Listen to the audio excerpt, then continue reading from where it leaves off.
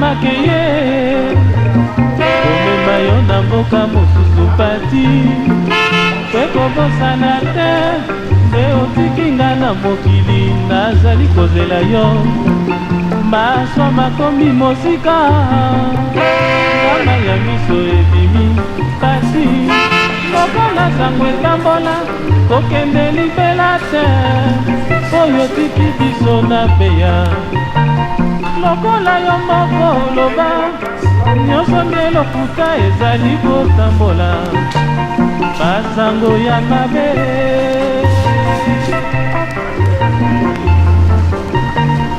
evi nakomi nde koluka moye po batika koloba tenga na kolimwa yo evi nabomi na motema po oyeba tenga nalingi yo evi opekisa bango sango na ngai etambola na kolakisa ndenge balingaka maso makeye nakanisi mbibio elimoya bakase na tikali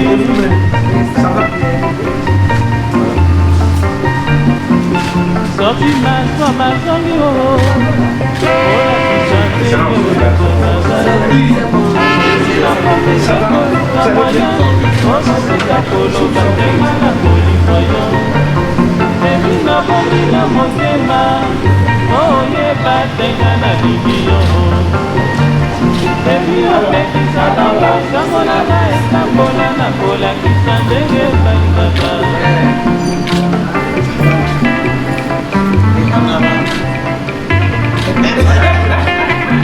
Excellence.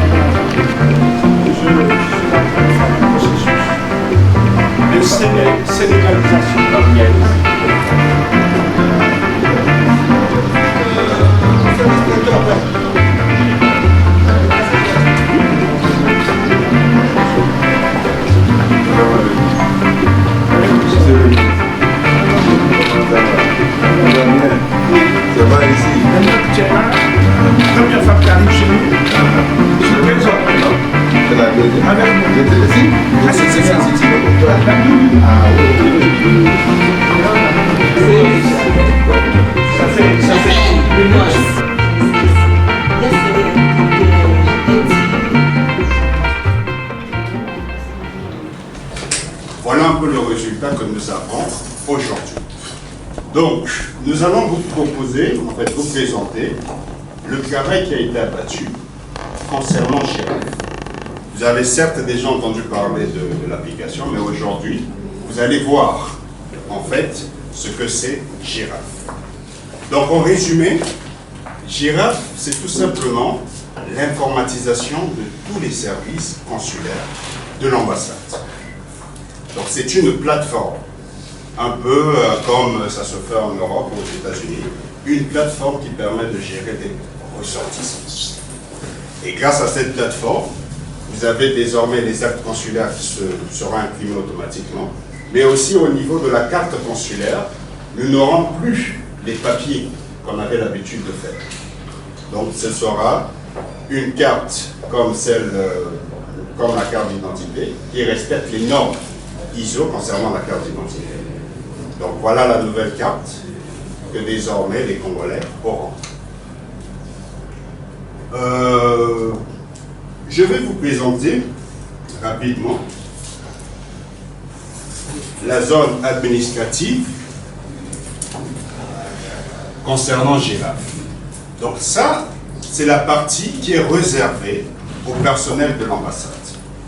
Donc, chaque employé au niveau de l'ambassade aura un code d'accès et des droits sur l'application.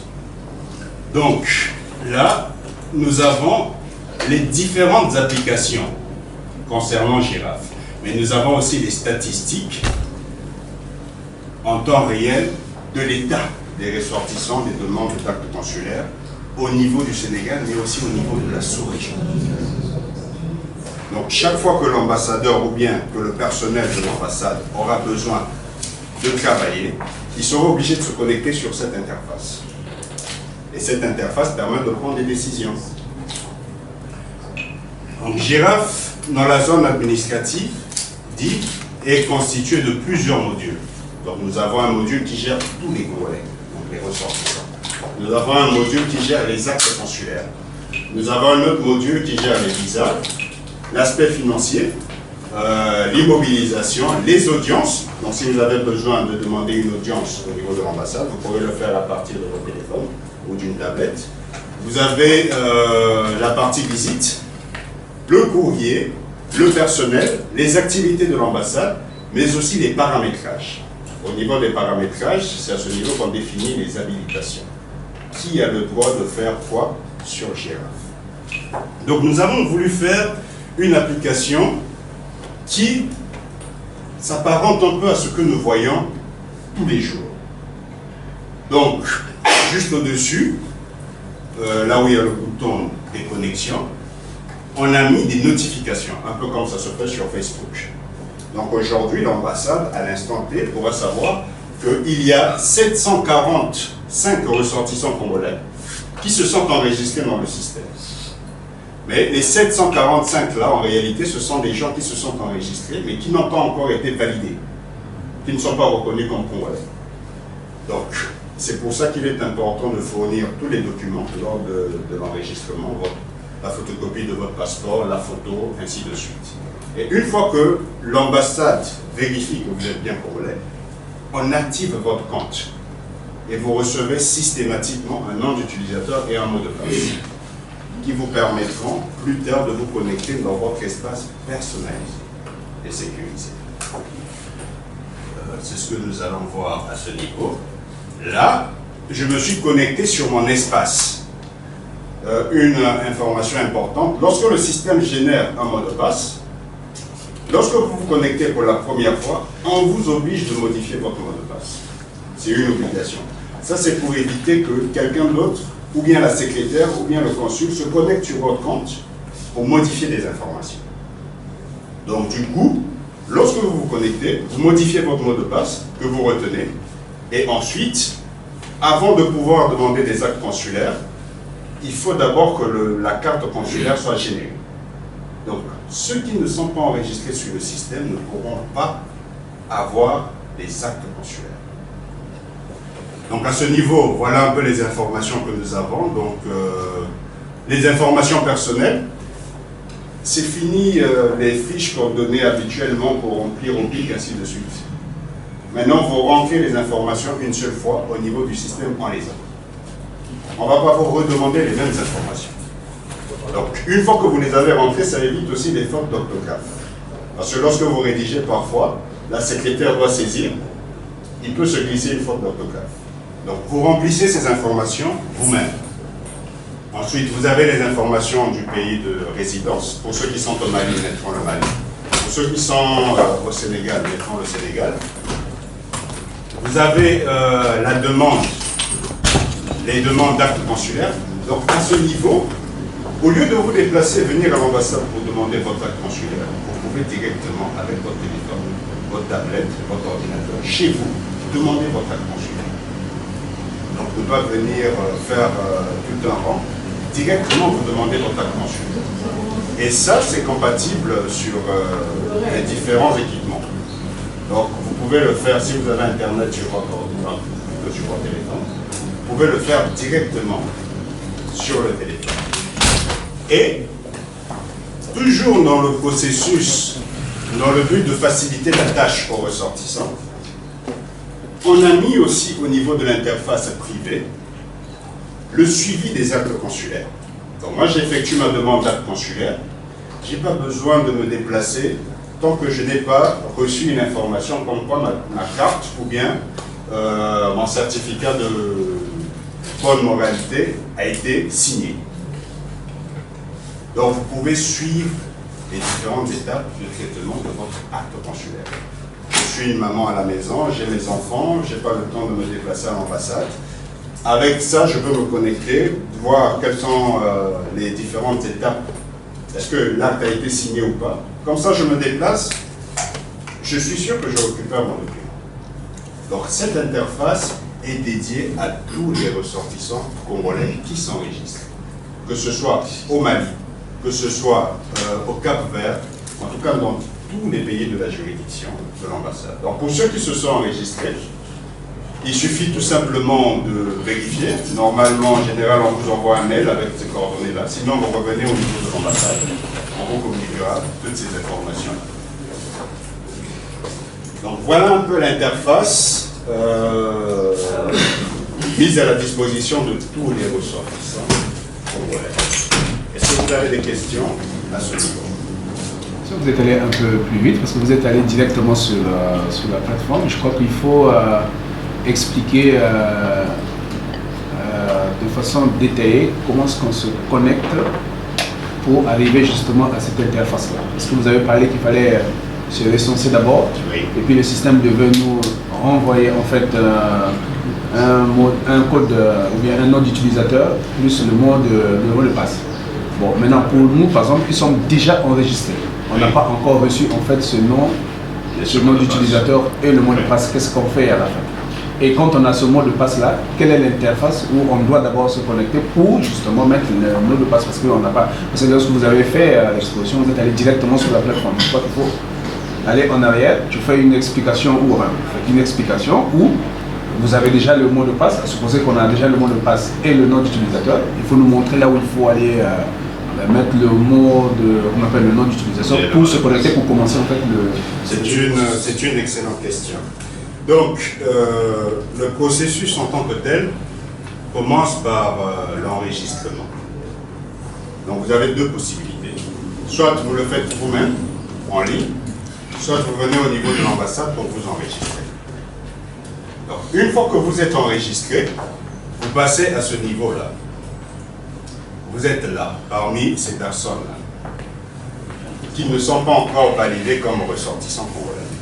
Donc, si je clique par exemple là, la secrétaire, en réalité, lorsque le système va commencer, du fait qu'il commence, ça commence aujourd'hui, elle devra tous les jours valider, vérifier. Une fois qu'elle arrive dessus, voilà, elle a la liste des ressortissants. Donc là, par exemple, nous avons des ressortissants qui se sont enregistrés mais qui n'ont pas encore été validés. Nous voyons que certains ont mis des photos correctes. Là, c'est pas bon.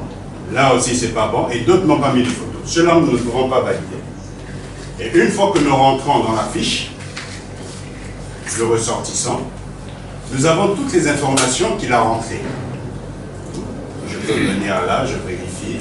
Et s'il a mis des pièces justificatives, à partir de là, nous aurons toutes les informations concernant ces pièces. Ce ressortissant-là n'a pas mis de pièces. Donc rien ne nous confirme qu'il est congolais.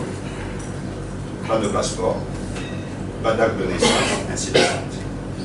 Pour ce ressortissant-là, vu qu'il n'est pas encore validé, il y a une campagne d'information qui va se faire au niveau de l'ambassade. La secrétaire viendra à ce niveau. Soit tu enverras un SMS, soit tu enverras un mail pour lui dire qu'il y a telles informations qui manquent. Passer à l'ambassade pour les poser. Une fois qu'il l'a fait, qu'on a vérifié qu'il est bien congolais, on clique là, valider. Et lorsqu'on valide, le système envoie les instructions. Donc le nom d'utilisateur, le mot de passe et le lien où il faut aller se connecter.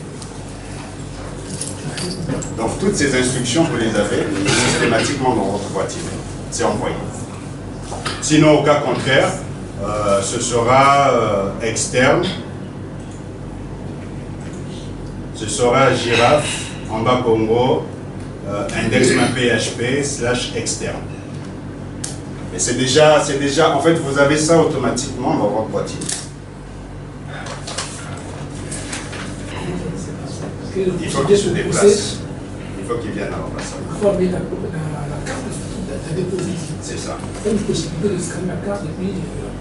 Non. Pour pouvoir le faire, il faut d'abord qu'on vous active. Si vous êtes activé, vous pouvez modifier vos informations. C'est pour des raisons de sécurité.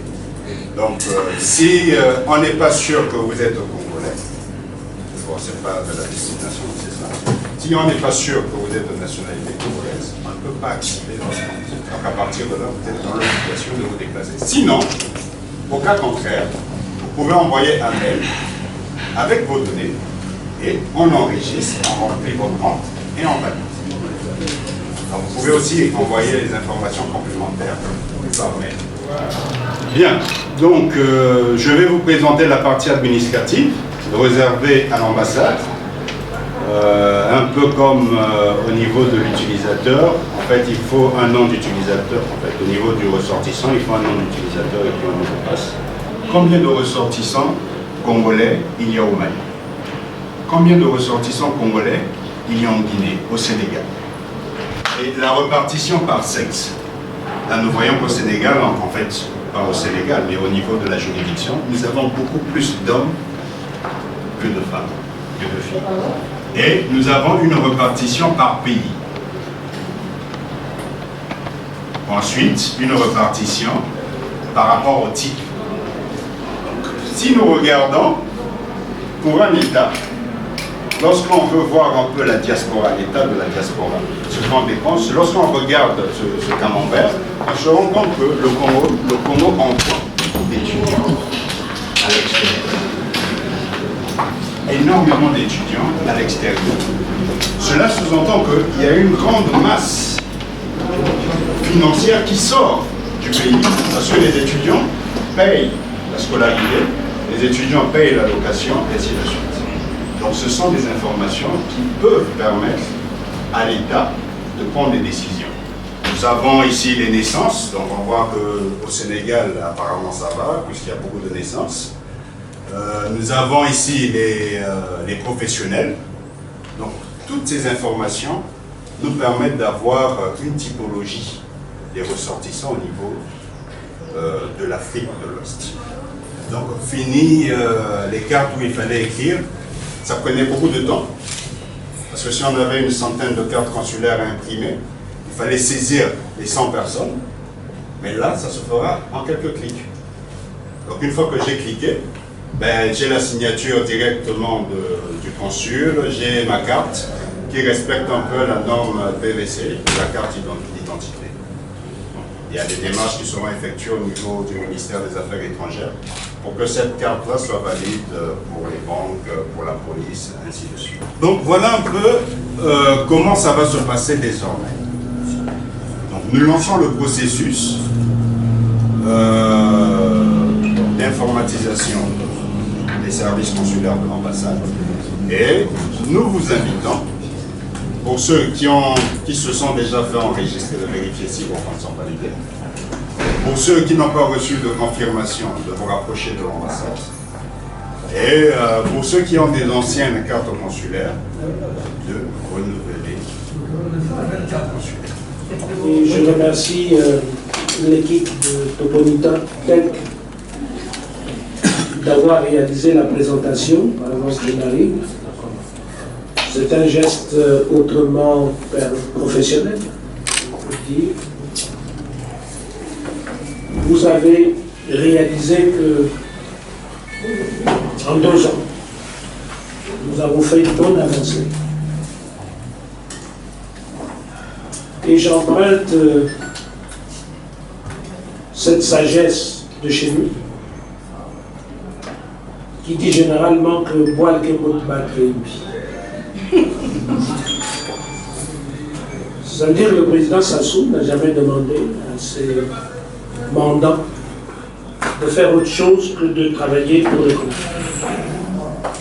Donc il est possible de faire en sorte que les Congolais se sentent chez eux ici. Si nous sommes aussi nombreux cette journée de travail et à cette heure-ci, c'est parce que nous avons bénéficié de l'efficacité de cette plateforme, de ce système d'information qui est Girafe, qui peut vous envoyer des informations à tout moment. Et le fait que vous soyez connecté, vous pouvez être au courant de tout ce qui peut se faire ici.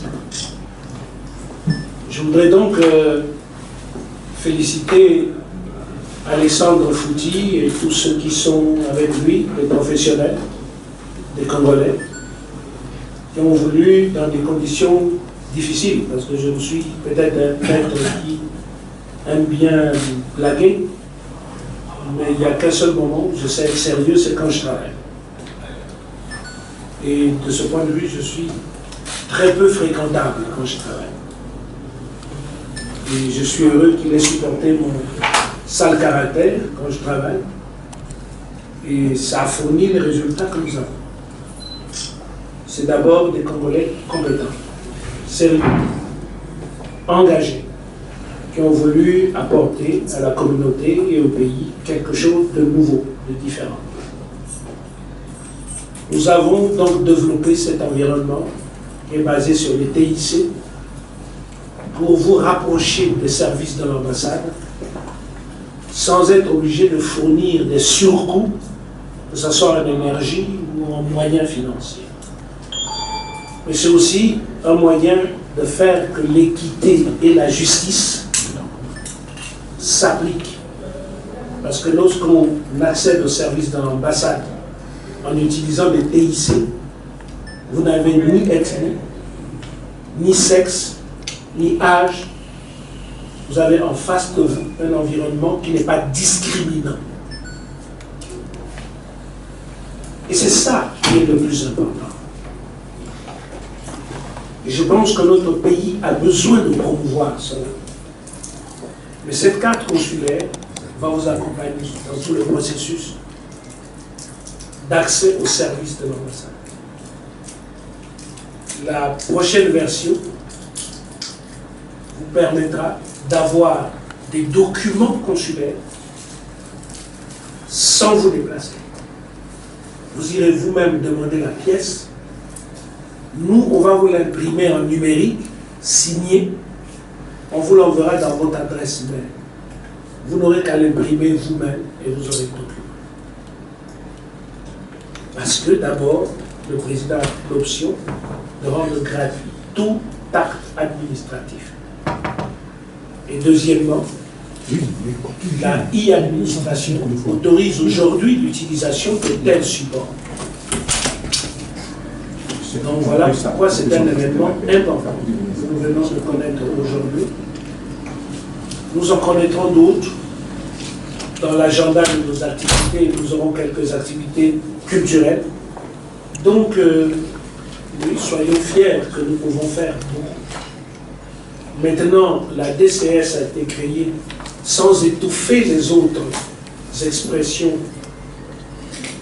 spécifiques, mais j'attends de vous que vous puissiez aussi être proactifs, que vous puissiez proposer d'autres choses pour lesquelles la participation, l'action des Congolais se mobilise sans forcément que l'ambassade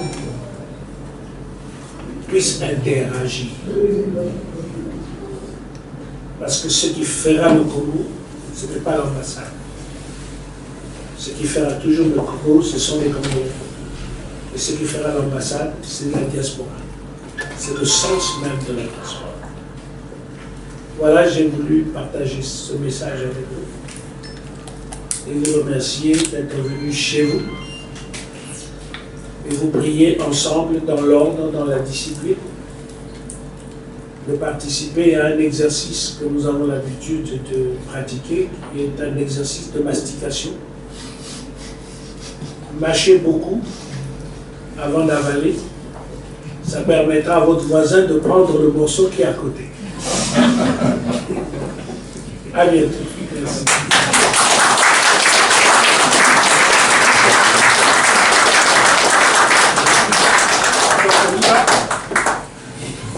Moi, je suis prière, c'est pas à moi qu'on pose des questions, ça en fout.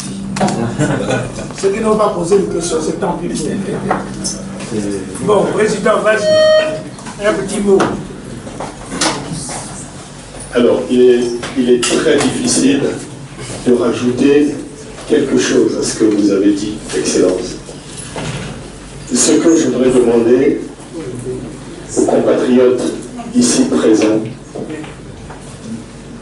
si nous le croyons vraiment, nous avons vu l'homme arriver et nous avons constaté, ce sont des faits qui ont parlé, l'œuvre accomplie en si peu de temps. Nous prions qu'il reste encore avec nous. Mais nous prions quand même. Et pour rajouter, pour parachever encore rajouter une petite cerise sur le gâteau. Donc je vais vous demander, s'il vous plaît, je vais vous demander de vous mettre debout.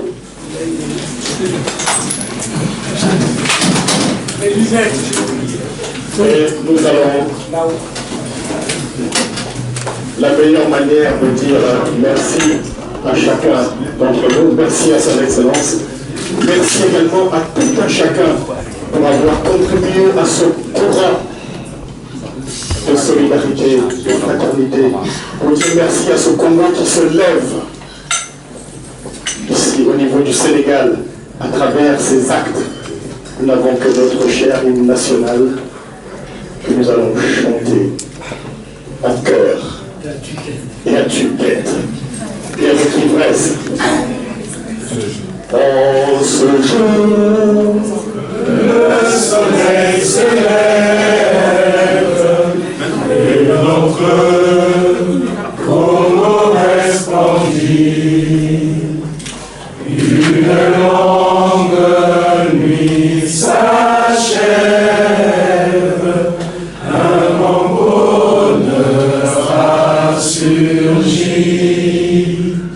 Chantons tous avec ivresse le chant de la liberté.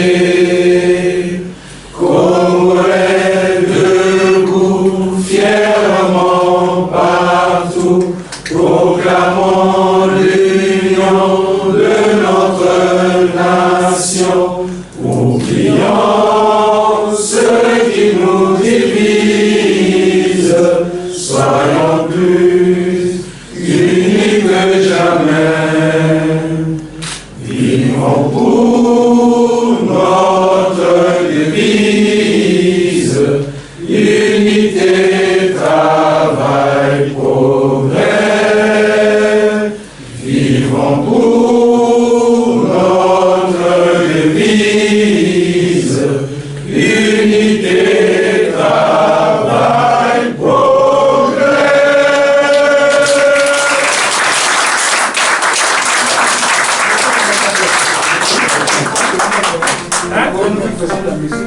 Il y a beaucoup de pièces. Je suis de métier architecte des systèmes d'information, donc ingénieur informaticien. Et dans ce cadre, tout ce que je pourrais apporter de mieux et d'excellent, c'est d'abord ce que je sais faire, qui est mon métier. Même si je remercie ici le président Denis Sassou Nguesso de m'avoir élevé à la fonction de représenter mon pays. Que ce soit au plan institutionnel, dans le cadre de la coopération bilatérale, que lorsqu'il s'agit de porter sur la vie des Congolais dans ce pays, nous avons une grande difficulté, c'est de ne pas être physiquement présent. Nous avons pensé que les technologies de l'information et de la communication apportent une réponse. Et je suis Alex Souti, chef de projet informatique au niveau de Dopony Technologies, qui est une jeune entreprise qui est spécialisée dans la création des applications web. Voilà, je tenais déjà à remercier le peuple sénégalais, surtout pour la formation que j'ai suivie ici. Tout ceci pour dire qu'il est possible de suivre une formation en Afrique et de pouvoir développer des solutions adaptées aux besoins de nos compatriotes. Donc l'application que nous avons développée au niveau de l'ambassade du Congo est une application qui a tout simplement permis d'informatiser tous les services consulaires de l'ambassade. Donc ceci pour faciliter le traitement des actes consulaires, le traitement des cartes consulaires, mais aussi tout simplement dans la gestion des ressortissants congolais. C'est une application qui s'adapte aux normes actuelles, donc conçue un peu sous le modèle de Facebook, où nous avons des notifications, des statistiques et aussi des rapports. Et nos pays en ont besoin. Le lancement de l'opération production des cartes consulaires informatisées est un grand motif de satisfaction pour l'ambassade. Cette opération vise à doter à la communauté tout entière des cartes informatisées conformes au monde d'aujourd'hui.